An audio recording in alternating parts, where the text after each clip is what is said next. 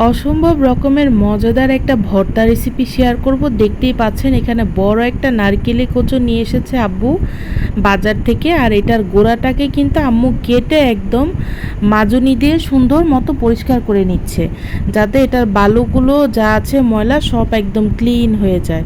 তো এটাকে দিয়েই আজকে এই মজার দুর্দান্ত স্বাদের একটা ভর্তা তৈরি করা হবে। চুলাতে বাড়তি আছে, দেখেন এটাকে বসায় দিছে অলরেডি। এটা চুলাতে সুন্দর মতো পুড়ে নিতে হবে, যাতে করে ভিতরের অংশটা একদম সিদ্ধ হয়ে যায়। এটা কিন্তু একদম বাড়তি চুলা না, মানে মিডিয়াম আঁচে এটাকে অনেক সময় লাগায় সিদ্ধ করতে হবে। উপরের অংশটা পুড়লেও ভিতরটা কিন্তু সিদ্ধ হয়ে যাবে। এরপরে যেটা করতে হবে সেটা হচ্ছে, এটাকে যে দেখেন আম্মু কিভাবে করে সুন্দর মতো পরিষ্কার করতেছে পানি দিয়ে। এটা পোড়ানোর পর উপরের যে ময়লাটা আছে এটাকে একদম ধুয়ে সুন্দর মতো তুলে ফেলতে হবে।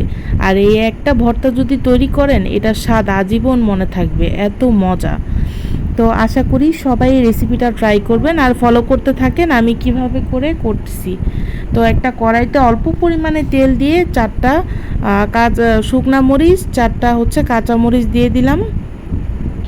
আর হচ্ছে অল্প পরিমাণ রসুনের কুচি, অল্প পরিমাণ পেঁয়াজ কুচি। এই ভর্তাটা করতে যতটুক লাগে অতটুক দিয়ে ওইটাকে ভাজা ভাজা করে তারপরে হচ্ছে সাইড দিয়ে কিন্তু ওই কচুর গোড়াটাকেও দিয়ে দেওয়া হয়েছে, সেটাকেও কিন্তু একটু তেলে সেঁকে নেওয়া হয়েছে।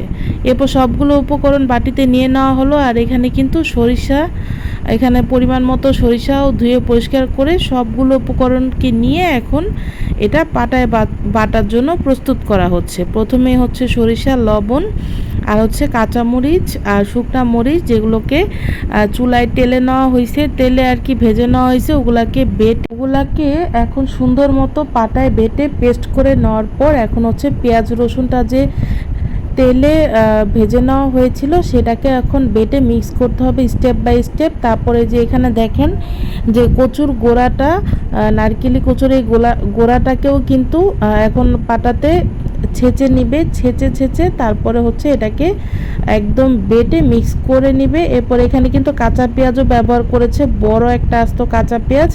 আপনারা চাইলে পরিমাণ মতো ব্যবহার করতে পারেন, প্রয়োজন মতো। তো সবগুলো পেস্ট করার পর এই যে এখানে বাটিতে সুন্দর মতো নারকেলি কচুর গোড়া ভর্তার রেসিপিটা শেয়ার করে দিলাম। এই ভর্তা থাকলে গরম ভাতের সাথে আর কিছুই লাগবে না। আজকের ভিডিওটি এই পর্যন্তই। Thanks for watching.